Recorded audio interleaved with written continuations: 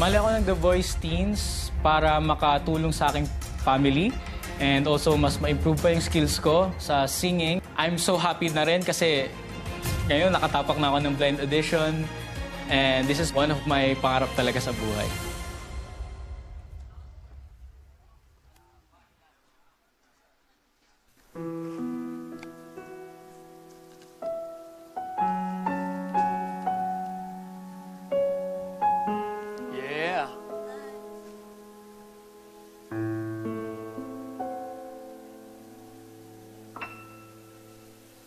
Pini-pini, alam mo ba kung paano nahulog sa'yo? Naramdaman lang bigla ng puso. Aking sinta, ikaw lang nagparamdam nito. Kaya sabihin mo sa akin ang tumatakbo sa isip mo.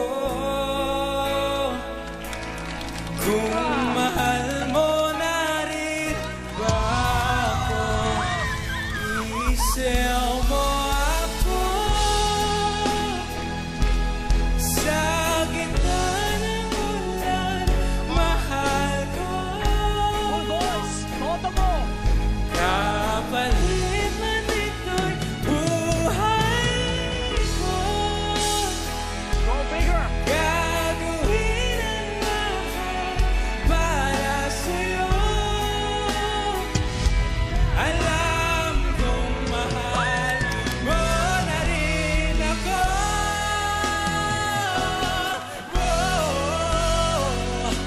Mahal mo na ako.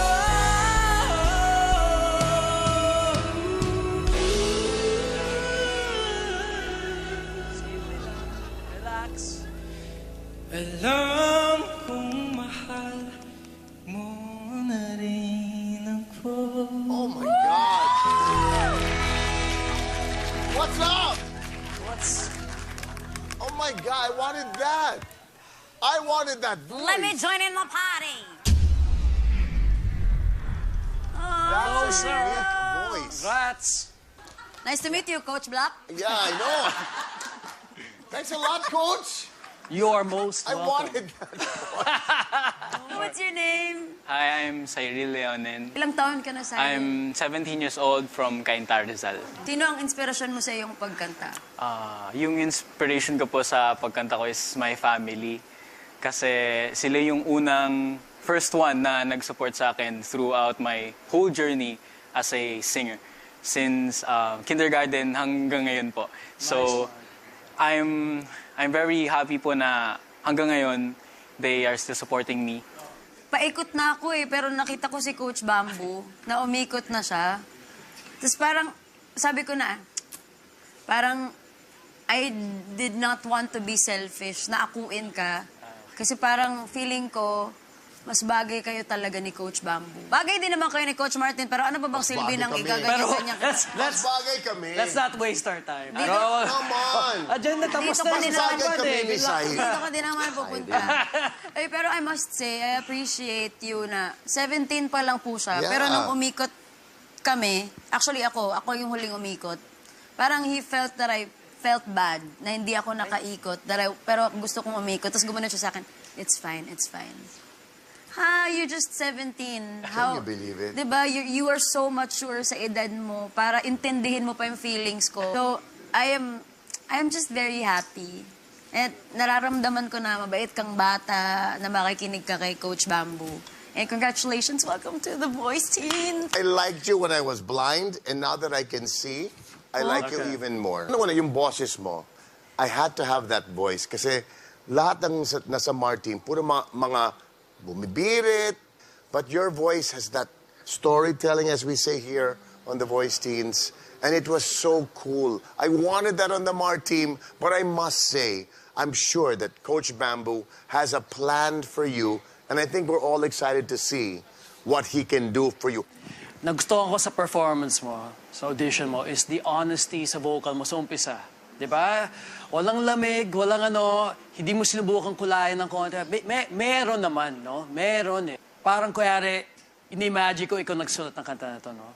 Naando ka, nakaupo ka, maybe you're in your bed, and you're singing to yourself. It felt like that, di ba? Intimate, quiet. Nung umikot na ako, tapos nagpa-falsetto ka, hindi mo natatamaan yun, no? Pero, sabi ko, subukan mo. Feeling ko kaya mo, full eh. Na di mo na kailangan i-falsetto yun eh. Feeling ko, nagawa mo naman sa dulo eh. Kasi ginawa sa urig, di ba? Just because ginawa doon, you don't have to do that. Kung di yun ang strength mo, then make it your own. Well, we're going to have our time, no? To do this, to work things out. Eh. But I think you're a very honest, good singer. Yes. And I'm hoping you have the heart of an artist as well. Now, this is something you want to do for life. No, yun ang mga gusto ko sa Camp Kawayan eh. Na I see 20 years down the line, whatever man, tapos alam ko musikero, that's my people, you know, yun ang gusto ko eh, right? Soldiers, right? So, when I say soldiers of music, no, ipapakita akong video lang na kaibigan ko. Parati ko nakakasama na nga to eh. I would say nga bandmate ko na nga to eh. Parang banda kami eh, no? So, I'll show you this artist. Stay right here. Parang nararamdaman ko na, Ezwa. No way. Hello, hello, The Voice fam! Coach Sarah here. Na-miss niyo ba ako? Hello, hello, The Voice fam! Coach Sarah here. Na-miss niyo ba ako? Miss ko rin kayo. Isang karangalan na maging coach sa The Voice at ang mabigyan ng chance na maging bahagi ng journey ng mga artists para maging instrumento sa pagsisimula ng katuparan ng kanilang mga pangarap. Being a coach on The Voice is one of the hardest, but it was also one of the most fulfilling jobs na ginawa ko sa aking career. For many years, naging magkasama kami as coaches sa The Voice.